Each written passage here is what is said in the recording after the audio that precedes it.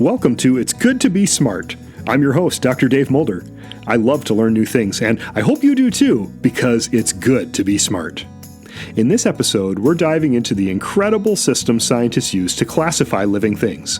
That's right, we're talking about biological classification.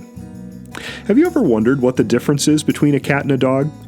I mean, sure, they both have 4 legs and fur and make great pets, but scientifically, they're not as closely related as you might think. Cats belong to a family of creatures we call felines, while dogs belong to a different family that we call canines. That means even though they share some characteristics in common, they are in completely different families in the classification system. But wait, what exactly is a classification system?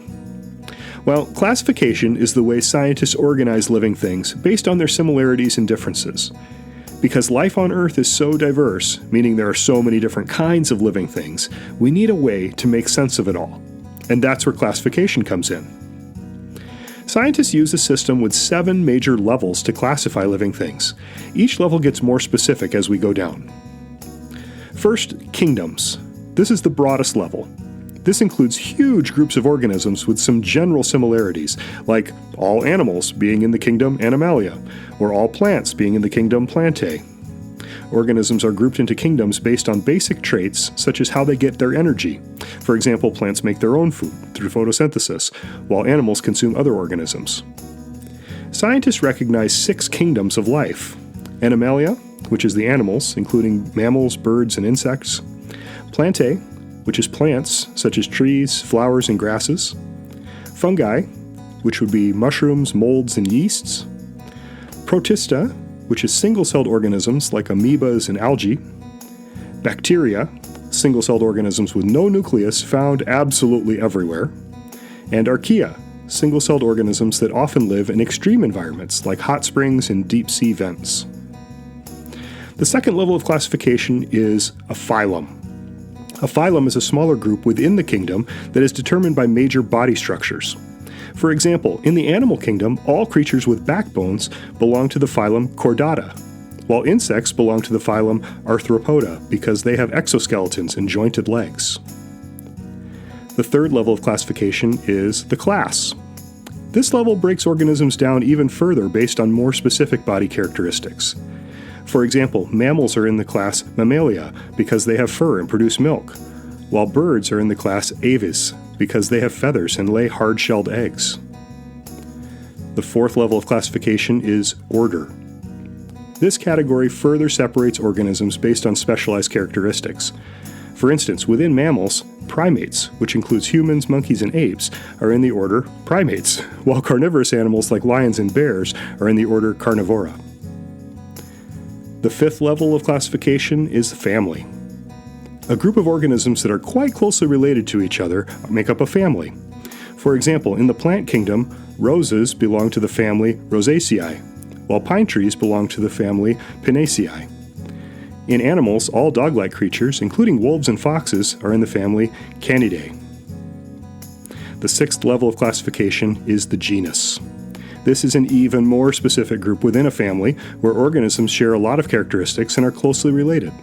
For example, all big cats like lions and tigers belong to the genus Panthera, while house cats belong to the genus Felis.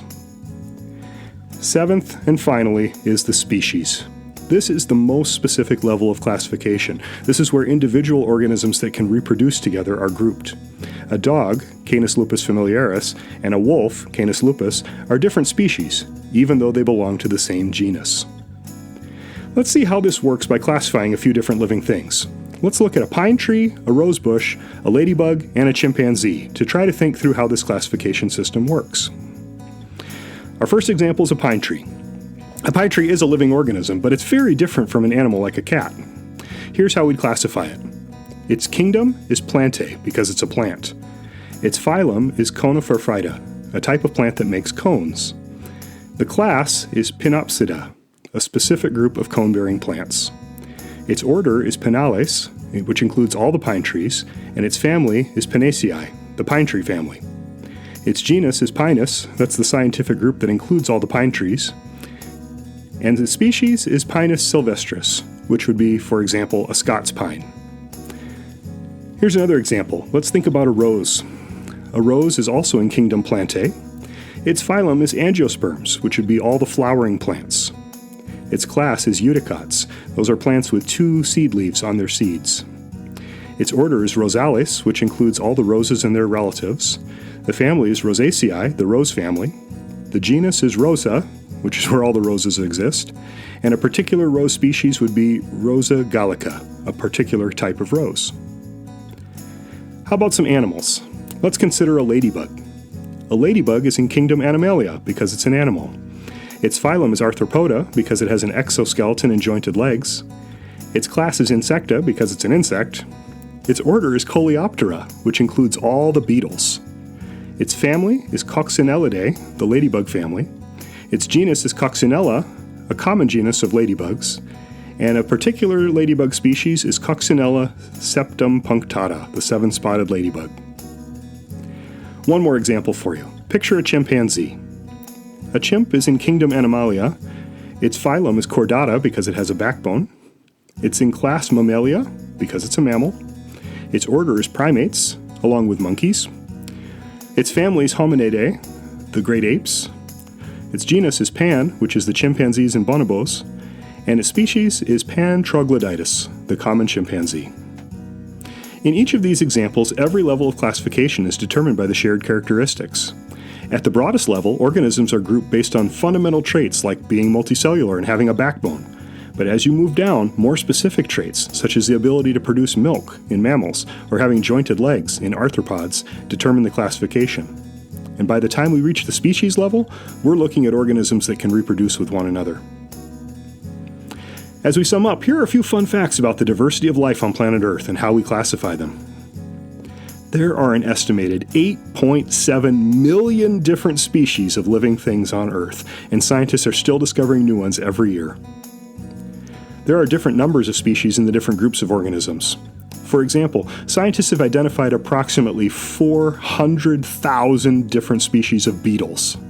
But within the mammals, there's one family called Monotremata that has a fascinating shared characteristic. They lay eggs.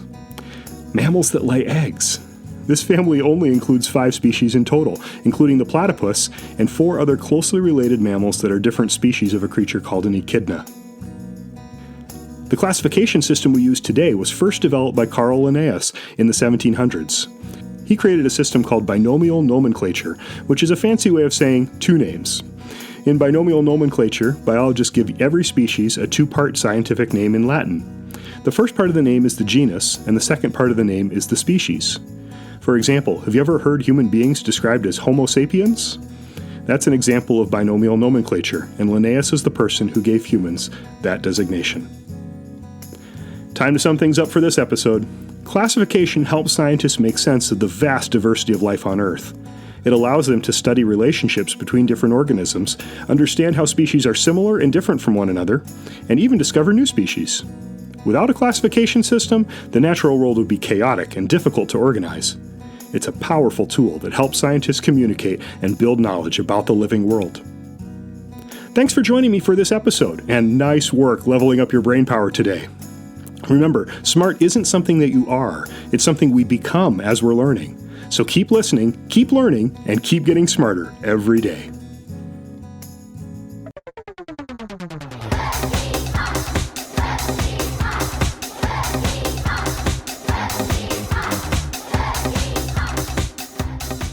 It's Good to Be Smart is created and produced by me, Dr. Dave Mulder, with the support of the National Science Foundation through the Robert Noyce Teacher Scholarship Program. Subscribe to this feed so you'll never miss an episode, and check out our home on the web, goodtobesmart.com. Until next time, keep asking questions, stay curious, and keep learning, because it's good to be smart.